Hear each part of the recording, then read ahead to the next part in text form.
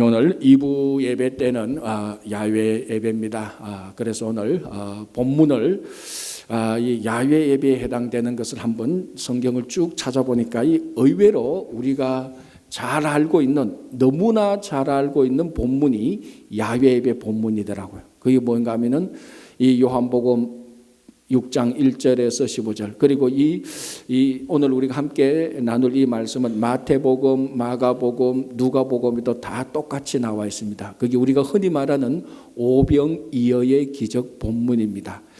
물론 내용은 오병이어의 기적이지만은 그 포맷 겉으로 둘러난 것은 가만히 보니까 이게 전부 다 예수님하고 제자들하고 한 남자만 5,000명, 그러니까 인구로 따지면 한 15,000명 가량, 2만 명 가량이 갈릴리 바다 저 건너편에서 예수님과 함께 야외 예배를 드렸던 바로 그 내용이더라고요. 그래서 오늘 예수님께서 갈릴리 바다 저편에서 제자들과 또 함께 모였던 많은 사람들이 함께 예배를 드렸던 그 본문을 살펴보면서 우리가 너무나 잘 아는 오병이어의 이 기적 내용을 같이 말씀을 나누려고 합니다. 방금 제가 말씀드린 것처럼 이 배경, 오늘 본문의 배경은 야외 예배 배경입니다. 갈릴리 바다 저편에서 제자들과 많은 사람들과 함께 말씀을 나누고 있었는데 다 아시다시피 이제 때가 저녁이 되었습니다. 그러니까 아마 이 집회가 뭐 30분, 40분 한 게 아닐 겁니다. 몇 시간 진행되었을 겁니다. 몇 시간 진행하다 보니까 아차 하는 순간에 이게 저녁이 되었습니다. 그리고 오늘 본문에도 나왔다시피 그곳 장소는 빈들입니다. 광야입니다. 뭐 식당이 있거나 번화가가 있거나 다운타운이 아닙니다. 자, 이제 야단이 났습니다. 이 사람들 남자만 5,000명, 그리고 어린애, 어른, 그리고 또 뭡니까? 여자까지 합하면 15,000명에서 2,000명인데 이 집회 실컷 해놔놓고 배 쫄쫄 굶기고 돌려보내 보십시오. 그게 얼마나 마무리가 마땅치 않잖아요. 그래서 예수님께서 이제 거기에 모였던 사람들에게 저녁이라도 먹여서 보내려고 하는, 그리고 저녁을 먹게 되는 바로 그 내용입니다. 오늘 이 본문을 보면 예수님께서 제자들 가운데 빌립에게 먼저 묻습니다. 이 사람들에게 무언가 먹을 것을 좀 줘야 되지 않겠는가? 그러니까 빌립이 말합니다. 야, 이 사람들, 예수님 이 사람들에게 약간이라도 먹이려면 200데나리온을 가져와도 모자랄 것입니다. 라고 말을 합니다. 자, 왜 예수님께서는 빌립에게, 그 12명 가운데 빌립에게 이 사람들에게 무언가 먹을 것을 나눠주라 말했을까요? 이 빌립이 바로 그 지역 출신이기 때문에 그렇습니다. 그러니까 빌립이, 야, 너 이 지역, 예수님의 말씀 의도는 이겁니다. 야, 너 이 지역 잘 알고 있지 않느냐? 한 번 더 이 지역 잘 알고 있으니까 이 사람들 어떻게 먹이면 되지? 물론 예수님께서 하실 일을 알고 계셨습니다. 그러나 오늘 본문에는 한번 시험해 보려고 물었습니다. 그러니까 빌립은 아마 자기 출신이기 때문에 미리 먼저 생각했을 수도 있을 겁니다. 그러나 오늘 이 본문에 봤을 때 자기 고향, 자기 출신이기도 하겠지만 빌립 자체가 신중하고 정확한 사람이라는 것을 알 수가 있습니다. 이제 저녁때가 오후 늦게 되고 저녁때가 됩니다. 빌립이 생각합니다. 이 사람들 뭔가 먹여야 되는데 이 근처는 식당도 없고 여기 다운타운도 없고 우리가 뭐 방앗간도 없고 아무것도 없는데, 야, 이 사람들 먹이려면은 최소한 아무리 쥐어짜도 200데나리온은 있어도 야, 그래도 모자라겠구나. 그래서 세번역 성경을 보면 200데나리온을 8개월치 품삯 이렇게 표현하고 있습니다. 그러니까 약 한 데나리온이 노동자 하루 품삯이니까 200데나리온으로 보면 약 8개월치 되죠. 그러니까 우리 지금 달러로 계산하면은 뭐 정확히는 할 수 없지만 대략 보면 한 3, 4만 불 정도 되겠죠. 우리 보통 사람이 8개월 일하면은 뭐 한 3, 4만 불은 그래도 보통 우리가 벌어들일 수 있으니까 빌립이 계산합니다. 야, 이 저녁 이 사람들 먹이려면은 최소한 3만 불, 4만 불은 있어야 되는데 저녁 한 끼에 그래도 모자래. 야, 이거 어떡하지? 미리 다 계산을 하고 있었습니다. 예수님께서 딱 묻자마자 바로 툭 튀어나옵니다. 주님, 제가 아까 계산했는데요. 미리 계산해놨는데요. 이게 맞습니다. 이 사람들 약간씩이라도 먹이려고 해도 200데나리온, 즉 3, 4만 불 있어도요. 그거 모자랍니다. 이렇게 말을 하고 있습니다. 자, 빌립은 정확했고 신중했습니다. 그러나 빌립의 결론은 뭡니까? 할 수 있다는 겁니까? 할 수 없다는 겁니까? 문제를 해결할 수 있다는 겁니까? 할 수 없다는 겁니까? 할 수 없다는 겁니다. 자, 우리가 오늘 이것을 보면서 우리의 일상적인 삶의 태도가 빌립을 통해서 굉장히 많이 나타납니다. 자, 우리가 하루에 아침에 눈을 떠서 밤늦게까지 계산하는 것 수도 없이 많습니다. 오늘 여러분들이 아침에 일어나서 오늘 일부 예배 드리는 데까지도 많은 것을 계산했습니다. 저도 아침에 일어나서 많은 걸 계산했습니다. 일단 2부 예배가 야외 예배니까 비가 얼마나 올까, 몇 퍼센트 올까 벌써 계산합니다. 몇 시점에는 비가 얼마나 오는데 어제 비가 많이 어제 일기예보로 봐서는 40 내지 60% 비가 온다고 했는데 오늘 아침에 눈 뜨자마자 일기예보 보니까 좀 좋아지고 있어요. 몇 시에 비가 올까, 어떻게 올까 벌써 수도 없이 몇 개를 계산했습니다. 우리 인생은 계산하는 인생입니다. 그래서 신중하고 정확히 계산해야 됩니다. 그런데 더 중요한 것은 계산을 잘한다고 해서 신중한다고 해서 그 계산에 관련된 일이 해결되는 것은 아니라는 것입니다. 나이 계산하지요, 월급 계산하지요, 세월 계산하지요, 운전거리 계산하죠, 마일리지 계산하죠. 수도 없이 많이 계산합니다. 우리 일상적인 삶 속에 이 계산을 정확히 하고 신중히 하는 사람을 우리는 똑똑한 사람이라고 말을 합니다. 심지어는 저 사람은 똑똑하고 계산을 잘하니까 믿을 만한 사람이라고까지 말을 합니다. 그러나 결론은 뭡니까? 오늘 빌립이 계산 잘하고 신중했는데 결론은 뭡니까? 안 됩니다라는 겁니다. 빌립이 할 수 없다는 거고 실제로 빌립이 할 수도 없었고 행한 것도 없습니다. 앉아서 우리말로 하면 앉아서 머리만 돌린 겁니다. 계산만 했습니다. 신중했습니다. 자, 그래서 아무리 우리가 똑똑하고 잘나도 계산만 하고 신중만 해서는 우리 앞에 있는 문제를 해결하지 못합니다. 자, 그 다음이 어떻게 됩니까? 안드레가 나오죠. 우리가 잘 아는 안드레, 시몬의 형제 안드레. 참 어떻게 보면 이 안드레는요, 늘 보조적인 보조 수단으로 일을 했던 사람으로 보입니다. 안드레 독자적으로 잘 나오지 않고 늘 시몬의 형제 안드레 이렇게 나옵니다. 그러니까 시몬이 나오고 안드레 항상 그러니까 주인공은 못하고 주인공 옆에서 도와주는 사람 이런 역할을 하는데 오늘 또 보니까 빌립이 먼저 계산하고 신중하게 다 했고 그리고 자기 이름 또 시몬의 형제 안드레 이렇게 나옵니다. 그리고 난 다음에 안드레가 말합니다. 저 예수님 여기 한 소년이 자기 점심 먹으려고 가져왔는데 아니면 저녁 먹으려고 가져온 게 있는데 이 보리떡 5개하고 물고기 2마리가 있는데 여기 있는데 안드레도 말합니다. 이것 가지고 뭐 무슨 소용이 있겠습니까? 이렇게 말을 합니다. 어떻게 보면은 그 남자만 5,000명 되는 모여있는 그 사람들한테 이거 할까 안 할까에 대한 생각은 빌립이나 안드레나 별 차이가 없는 것 같습니다. 그러나 가장 중요한 차이가 하나 있죠. 뭡니까? 빌립은 앉아서 계산하고 신중했지만 안드레는 그 보리떡 5개와 물고기 2마리를 예수님에게 가져왔다는 것입니다. 예수님의 손에 그걸 넘겼다는 것입니다. 빌립도 안드레도 압니다. 빌립처럼 이것 가지고 지금 수천 명 이상의 사람들이 있는데 이 보리떡 5개 물고기 2마리가 무슨 소용이 있겠습니까? 그러나 주님 이거 우리가 가지고 있는데 이게 소용이 있겠습니까? 그러나 주님께서 한번 가져가십시오라는 그런 의미가 되는 것입니다. 자, 여기서는 뭐 믿음이 있느냐 없느냐 그게 중요한 게 아닙니다. 빌립은 믿음이 없었고 안드레는 믿음이 있었다. 그 차원이 아니고 자기가 가지고 있는 가장 부족한 것을 예수님에게 가져올 수 있느냐 앉아서 머리만 돌리고 말만 하느냐 바로 그 차이입니다.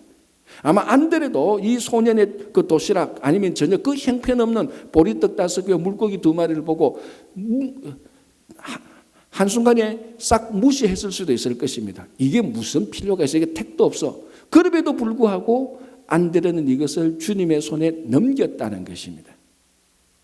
자, 여러분 오늘 이 오병이어 우리가 보통 오병이어라고 말하는데 이 오병이어 그 보리떡 5개는요 일반 서민들도 잘 먹지 않는 아주 하층민이 먹는 진짜 보잘것없는 음식입니다. 일반 서민 이상은 전부 다 밀로 된 떡으로 먹었지 보리로 만든 떡은 먹지 않습니다. 그러니까 안드레가 보기에도 정말 형편없는 떡 5개입니다. 그리고 물고기 2마리는 뭡니까? 이 물고기는요, 헬라어로 익투스가 아니고 옵사리아입니다. 이 참 재밌는 것은 마태, 마가, 누가복음을 보면 물고기를 익투스라고 표현했는데 요한만 옵사리아라고 표현하고 있습니다. 이 차이가 뭐냐면은 크기 차이입니다.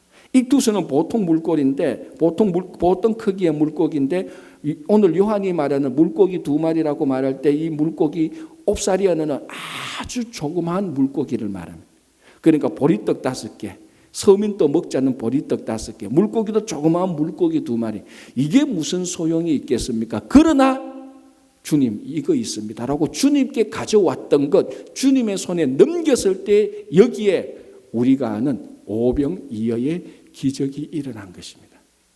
정말 중요한 것은요, 내가 가지고 있는 것이 얼마나 위대하냐, 내가 가지고 있는 것이 얼마나 미천하냐, 그게 아니고 내가 가지고 있는 것이 무엇이든지 간에 또는 내가 어떤 사람이든지 간에 위대하신 주님의 손에 넘겨지느냐 아니냐, 바로 이 차이입니다. 세상을 바꾸는 사람은요, 위대한 사람이 아닙니다. 하나님의 나라를 만들어가는 사람은요, 잘나고 위대한 사람이 아닙니다. 아무리 못나고 비참할지라도 위대한 하나님의 손에, 위대한 주님의 손에 붙잡힌 사람이 하나님의 나라로 이 세상을 바꾸어 나가는 것입니다. 성경에 그런 흔적들이 수두룩합니다. 여러분, 그 삼손이 블레셋 사람 1000명 무찌를 때 사용했던 도구가 잘 알죠? 뭡니까? 나귀 턱뼈입니다. 여러분, 나귀 턱뼈, 그 나귀 턱뼈 아무 소용도 없잖아요. 그러나 그게 삼손의 손에 붙들렸을 때 블레셋 사람을 1000명을 이길 수 있는 좋은 도구가 되는 것입니다. 또 볼까요? 여러분, 다윗이 사용했던 도구 물맷돌, 그거요, 우리 한국 사투리로는 그랑가에 가면은, 방천에 가면 늘리고 천지에 늘린 게 물맷돌입니다. 그걸 다윗이 들어서 블레셋에게 던졌을 때 하나님의 이름을 불명예스럽게 말하는, 하나님의 영광을 가리는 골리앗을 무찌르는 좋은 무기가 되는 것입니다. 물맷돌이 얼마나 크냐 적으냐가 중요한 게 아니고 이게 누구의 손에 있느냐, 어떻게 사용되느냐, 이것이 중요한 것입니다. 다윗이 그 물맷돌을 사용했을 때 하나님의 영광을 나타내는 도구로 사용이 된 것입니다. 여러분, 제가 최근에 아주 조그만 소책자를 하나 읽었는데 그게 R.A. 토레이 목사님이 쓰신 무디에 관한 책입니다. 그 읽어보니까 아마 무디에 관한 설교문 같아요. 아주 적은 소책자인데요, 아주 쉽게 적겠어요. 첫 마디가 뭔 줄 압니까? R.A. 토레이 목사님이 무디에 관해서 설교하는데 첫 번째가 왜 하나님은 무디를 사용했는가, 이게 첫 번째 단어입니다. 굳이 말하면 설교를 시작하는데 왜 하나님은 무디를 사용했느냐, 이 말입니다. 뒤집어 말하자면 무디 목사님이 하나님의 손에 붙들렸을 때 위대한 목사가 되었다, 위대한 일꾼이 되었다는 그런 말입니다. 여러분, 그 당시에 무디 목사님이 사역할 때 TV도 없었고 라디오도 없었습니다. 그리고 이 사람은 초등학교도 제대로 졸업하지 못했던 구두 수송공이고 구두를 파는 세일즈맨에 불과한 겁니다. 정말 평범한 사람이었습니다. 아니, 평범한 정도가 아니고 사실은 좀 수준이 좀 평범보다는 좀 낮은 하층민의 계급에 있는 사람입니다. 그럼에도 불구하고 이 무디가 하나님의 손에 붙들렸을 때, 하나님께서 무디를 사용했을 때 TV도 없고 라디오도 없고 SNS, 카톡도 없고 아무것도 없는 그 시대에 1억 명 이상에게 복음에 중요한 영향을 끼친 사람이 되는 것입니다. 바로 이처럼 이 오병이어, 보리떡 5개, 물고기 2마리, 아주 조그만 물고기 2마리가 예수님의 손에 넘겨졌을 때에 거기에 남자 장정만 5,000명을 먹일 수 있었던, 그리고 거기 있던 다 먹였고 12강조리가 남았으니까 한 15,000명에서 2,000명을 먹일 수 있는 위대한 능력이 나타나게 된 것입니다. 여러분, 어떻게 보면 우리 이민자들이 바로 이 오병이어와 같다는 생각도 듭니다. 마치 어떨 때는 내가 내 자신을 볼 때 우리 이민자가 우리 이민자 자신을 볼 때는 보리떡 5개와 같고 옵사리아와 같은 조그만 물고기 2마리와 같은 그런 신세다라는 생각이 들 때가 참 많습니다. 그러나 여러분, 이게 중요한 게 아닙니다. 어떨 때는 우리가 무슨 인가, 어떨 때는 우리가 어떤 일을 성취했을 때는 야, 나도 능력이 있구나 이런 생각이 들 때도 있습니다. 이것도 중요한 게 아닙니다. 뭐가 중요합니까? 이것이 주님의 손에 넘겨졌느냐 안 넘겨졌느냐 이것이 중요한 것입니다. 오늘 이 안드레가 정말 잘한 게 뭔가 하면은 이 물고기 2마리 보리떡 5 물고기 2마리를 생각할 때 주님을 계산해 두었다는 것입니다. 야, 이게 뭐 되겠어? 그러나 주님을 계산하고 주님의 손에 넘겨졌을 때 위대한 기적을 베푼 것입니다. 그래서 우리 인생이 내가 나 자신을 볼 때도 참 미천하고 연약하다 할지라도 보리떡 5개 물고기 2마리 같다 할지라도 여기에 주님을 계산할 때 주님을 생각하고 이것이 주님의 손에 넘겨질 때 더 이상 미천하고 비참하고 조그만 옵사리아가 아니고 하나님의 나라를 위한 위대한 일꾼이 될 수 있고 좋은 삶, 정말 위대한 삶을 살아갈 수 있는 것입니다. 오늘 주님을 한번 보십시오. 이 안드레가 이름 없는 소년에게서 오병이어를 가져와서 주님의 손에 넘겼습니다. 주님인들 그 오병이어가 얼마나 미천하고 부족한 줄 왜 몰랐겠습니까? 딱 보니까 보리떡 5개하고 옵사리아 조그만 물고기 2마리입니다. 주님께서 여기 볼 때 남자 5,000명이 있습니다. 주님께서 안드레에게 이렇게 말할 법도 하죠. 안드레야, 이것 가지고 뭘 하겠냐? 나 혼자 먹어도 모자라지 않겠냐? 그렇게 말했을 법도 합니다. 그러나 그 미천하고 부족한 것이 주님에게 넘겨왔을 때 주님은 한마디 불평도 한마디 부정적인 말도 한마디 거절하는 말을 하지 않았습니다. 그걸 받아서 어떻게 합니까? 오늘 본문에 하나님께 축사하시고 성찬식 모습이죠. 하나님께 감사를 드렸다는 것입니다. 정말 작고 미천한 다른 사람은 다 무시할 수 있는 이것을 주님께 가져왔을 때 주님께서는 그것을 받고 하나님께 감사를 했다는 것입니다. 그때 오병이어의 기적이 일어나는 것입니다. 여러분, 성경 어디를 봐도 우리가 아무리 미천하고 부족하다 할지라도 보리떡과 조그만 물고기와 같은 그런 신세와 행편이라 할지라도 성경 어디를 봐도 하나님이 그런 우리를 내치는 적은 한 번도 없습니다. 그런 미천하고 정말 작은 우리라 할지라도 주님께 나아갈 때 부족하다, 연약하다, 작고 모자라다고 주님께서 불평하신 적 한 번도 없습니다. 투덜거린 적 한 번도 없습니다. 아무리 작고 미천하다 할지라도 주님께 나아갈 때 주님은 우리를 받으시고 하나님께 감사를 하는 것입니다. 가끔 이제 전도를 해보면은 교회 갑시다, 하나님 앞에 한번 가봅시다라고 말하면 아이고 내까지 게 뭔데, 보통 일을 말하죠. 지금 내가 이거 좀 하고 있는데 아직 내가 좀 못 끊고 있는 게 있는데 그런 거 있잖아요. 뭔지는 모르겠지만 내가 이것 때문에 못 가는데 이거 부족한데. 그건 오늘 이 오병이어의 보리떡 5개와 물고기 2마리가 주님의 손에 넘겨졌을 때 주님께서 그걸 받으시고 주님께서 그걸 하나님께 감사했던 내용을 모르고 하는 말이에요. 이보다 더 미천해도 이보다 더 부족해도 주님은 아무 말씀 없이 우리를 받으시고 불평 없이 거절함 없이 우리를 받으시고 하나님께 감사를 하시는 것입니다. 자, 이제 이렇게 해서 오병이어를 가지고 남자만 5,000명을 먹였습니다. 그러니까 아녀자들, 어린들, 노인들 하면 15,000명에서 2만 명을 먹였죠. 이게 마태복음, 마가복음, 누가복음, 요한복음에 다 나타난 기적입니다. 그러니까 마태나 마가나 누가나 요한도 이 기적이 엄청났던 것입니다. 그래서 복음서를 기록할 때 다 기록을 한 것입니다. 자, 오늘 그런데 본문을 가만히 보면은 오병이어로 통해서 5,000명이 먹고 끝났습니까? 그게 아니죠. 다 먹고 배불리 먹고 주님께서 제자들에게 뭐라고 말씀하십니까? 자, 오늘 12절에 이렇게 말합니다. 그들이 배부른 후에 예수께서 제자들에게 이르시되 남은 조각을 거두고 버리는 것이 없게 하라. 이걸 보통 환경보호론자들은 이것 봐, 주님께서도 밖에 가서 야외 예배 드리고 음식 먹고 난 다음에 쓰레기 버리지 말라고 했잖아. 쓰레기 버리면 안 돼. 쓰레기 다 거두어야 돼. 남은 조각 버리고 다 거두어야 돼. 환경을 보호해야 돼. 이렇게 하는 이야기들을 저도 종종 들었습니다. 나쁜 얘기가 아닙니다. 충분히 그렇구나. 주님께서도 이 남은 조각을 버리지 않고 다 거두었구나. 그렇지. 우리가 오늘 이제 2부 예배, 야외 예배 갔는데 야외 예배 가서도 제가 이 말씀을 할 겁니다. 제발 남은 조각 좀 버리지 마십시오. 예수님께서도 남은 조각 거두고 버리는 것이 없게 하라 그랬습니다. 그래야 자연이 보호되죠. 충분히 좋은 말씀입니다. 그러나 이것을 뛰어넘어서 오늘 이 본문에는 중요한 메시지가 있습니다. 자, 이 남은 조각이라는 것이 영어로 헬라어로 클라스마입니다. 남은 조각은 클라스마인데 클라스마의 원뜻은 깨진 조각, 잘려진 조각, 이런 의미가 있습니다. 그러니까 이 남은 조각, 몸체에서부터, 주류에서부터, 몸통에서부터 잘려 나온 조각이 클라스마입니다. 그래서 오늘 남은 조각이라고 말하고 세번역에서는 이것을 부스러기로 말을 하고 있습니다.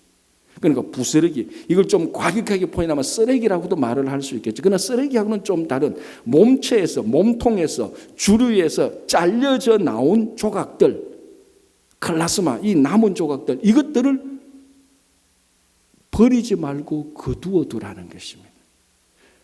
여러분, 여기에 놀라운 은혜가 있지 않습니까? 보통 사람은 클라스마, 남은 조각은 항상 버립니다. 원래 이게 몸체에서부터 부서져 나왔기 때문에 쓸모가 없습니다. 주류에서 부서져 나왔고 파편이 되었기 때문에 쓸모가 없습니다. 대부분은 갖다 버립니다. 그런데 주님께서는 이 남은 조각을, 주류에서, 몸통에서 잘려 나온 이 조각을 두 번 다시 버리지 마라. 원래 부스러기는, 원래 이 클라스마는 애시당초 한 번 버림을 당했던 조각들입니다. 한 번 버림을 당했던 이 조각을 두 번 버리지 말라는 겁니다. 버리지 말고 거두어라. 여러분, 오늘 여기에 모인 사람들 보십시오. 예수님의 제자들, 그 빈들에 모였던 수천 명, 수만 명의 사람들, 그리고 이 지역, 갈릴리 지역, 가만히 살펴보면요, 공통점이 뭔가 하면 전부 다 부스러기와 같은 사람들이고 부스러기와 같은 지역들, 즉 주류 몸통에서 잘려져 나온 사람들입니다. 예수님의 12제자들 대부분 전부 다 갈릴리 출신입니다. 이 자세히 그 당시에 보면요, 이 예수님의 12제자들은 대부분 다 어부였잖아요. 어부를 자기 생업으로 삼고 있습니다. 이건 뭘 의미하는가 하면은 우리말로 하면은 랍비 학교, 학문을 하는, 탈무드를 공부하는, 율법을 공부하는, 거기에서 다 공부하다가 다 탈락된 사람들입니다. 그리고 여러분, 이 갈릴리 지역이라는 자체가 주류 몸통에서 유다에서 볼 때는 갈릴리는 이미 이방의 갈릴리라고 말할 정도로 사람들이 갈릴리 말하면 아유, 거기는 이미 우리가 살고 있는 이 지역에서 잘려져 나간 부스러기와 같은 그런 지역이 갈릴리입니다.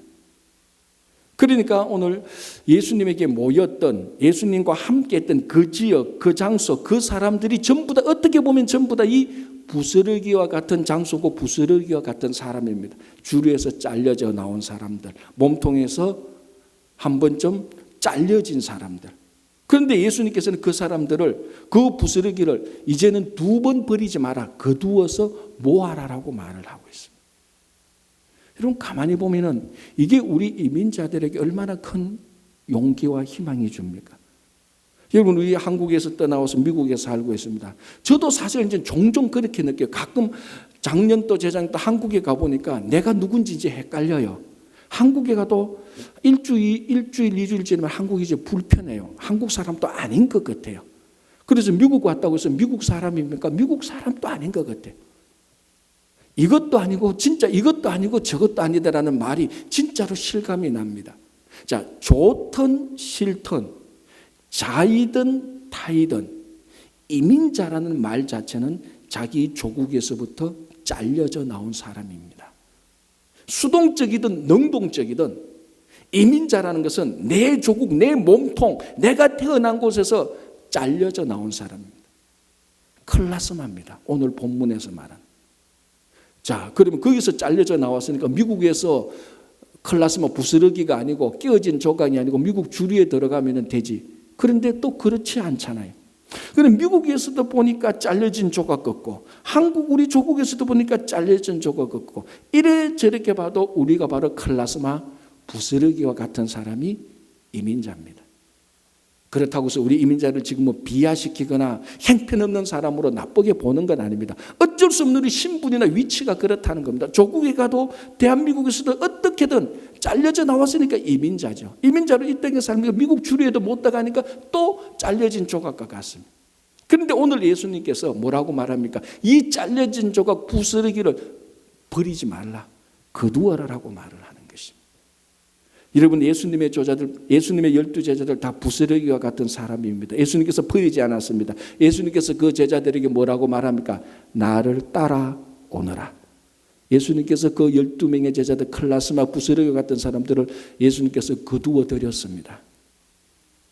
오늘 얼마나 이 말씀이 우리들에게 큰 위로가 됩니까? 단순히 환경을 보호하기 위해서 쓰레기를 버리지 마라, 남은 조각 부스러기 버려서는 안 돼, 자연을 훼손해서는 안 돼, 그런 차원이 아니고 바로 우리와 같이 이곳저곳에서 잘려진 조각 같은 사람들, 부스러기와 같은 사람들, 주님은 버리지 않고, 두 번 버리지 않고, 거듭 버리지 않고 거두어 드리는 것입니다. 우리가 갈 때는요, 주님밖에 없습니다. 주님만 부스러기를 거두어 드리는 사람입니다. 자, 오늘 뭐라고 말합니까? 이 거두어 드린 그 부스러기를 거두어서 12강주리에 찼더라라고 말을 합니다. 저는 이것을 두 번째 기적이라고 말을 합니다. 첫 번째 기적은 뭡니까? 오병이어로 5,000명을 먹인 게 첫 번째 기적이라면, 두 번째는 이 부스러기를 모았는데 12강주리에 찼다는 것입니다. 자, 여러분, 이 12강주리에 찬 것은 12강주리의 알맹이가 된 것입니다. 원래 부스러기는 버리는데 이 부스러기를 버리지 않고 12강주리를 채워보니까 이제 12강주리를 가득 채우는 알맹이가 된 것입니다. 부스러기가 뭐라고 말했습니까? 몸통에서 잘려나간 조각들입니다. 잘려나간 조각들을 주님께서 버리지 않고 거두어드리고 12강주리에 채우니까 12강주리를 채우는 알맹이가 된 것입니다. 부스러기가 알맹이가 된 거예요. 그런데 정말 은혜로운 게 12강줄이라는 말입니다. 특별히 요한복음은 상징, 숫자, 의미에 굉장히 강조하고 있는 책이 요한복음입니다. 자, 우리 구약 성경에서 10이라는 의미는, 가장 많이 사용되는 12라는 의미는 12지파를 의미합니다. 그래서 12지파, 즉 이스라엘 전체를 말하는 거죠. 이것이 신약에 와서 12지파가 12제자가 되고 12제자가 나중에 교회의 상징이 되는 것입니다. 하필이면 12강줄입니까? 오늘 주님과 함께 있는 12제자들, 12제자들 전부 다 부스러기 같은 사람들입니다. 이 부스러기 같은 사람을 예수님께서 버리지 않고 거두어 들여서 12강줄에 채우니까 12강줄을 채우는 알갱이가 된 것입니다. 이 12지파가 오늘날 신약시대, 우리가 흔히 말하는 신약시대 오늘날의 교회를 상징하는 것입니다. 누가 교회의 알갱이가 됩니까? 누가 이 12강줄에 해당되는 교회를 누가 채웁니까? 부스러기들이 채웠다고요. 예수님께서 버리지 않았던 그 부스러기들, 우리식으로 말하자면 이민자들, 이쪽 저쪽에서 다 잘려나간 이 부스러기와 같은 이 사람들을 주님께서 거두고 12강줄에 채우니까 이 이민자들이, 이 부스러기들이 12강줄이 교회를 채우는 알갱이가 된 것입니다. 그래서 오늘 이 본문을 볼 때 오병이어의 기적으로 5,000명을 먹인 것도 기적이지만은 버려질 수밖에 없는 대부분의 사람들이 다 버리는 그 부스러기가 12강줄을 채우는 알갱이로 된 것이, 이것 또한 두 번째 기적이라는 것입니다. 우리 이민자들 부스러기와 같지만 주님의 손에 잡혀서 주님께서 버리지 않고 거둘 때에는요, 하나님 나라의 알갱이들이 되는 것입니다. 이제는 더 이상 부스러기가 아닙니다. 더 이상 우리는 잘려진 존재가 아니고 하나님 나라를 이루는 알갱이가 된 것입니다. 그래서 오늘 이 본문을 보면서 이 예수님께서 야훼 예배를 드리면서 그 야훼 예배, 그 갈릴리 지역, 이방의 갈릴리라고 말하는 버려진 지역, 버려진 사람들 함께 모였을 때 예수님께서 말합니다. 이 땅은 더 이상 버려진 곳이 아니고 너희들은 더 이상 버려진 사람들이 아니다. 너희들은 이 강주리를 채우는 알갱이다라고 말을 합니다. 우리 미국에 살면서 이민자 속에 담겨지는 부스러기, 그것은 우리를 비하시키는 것도 아니고 우리를 비참하게 전락시키는 말도 아닙니다. 여기에 하나님의 은혜가 있을 때, 여기 주님의 손에 붙들렸을 때 12강주리를 채우고 교회를 채우는 알갱이가 되는 것입니다. 그래서 우리가 아무리 연약하고 부족하다 할지라도 우리가 위대하신 하나님의 손에 넘겨질 때에 위대한 주님의 나라의 일꾼이 되시기를 간절히 바랍니다.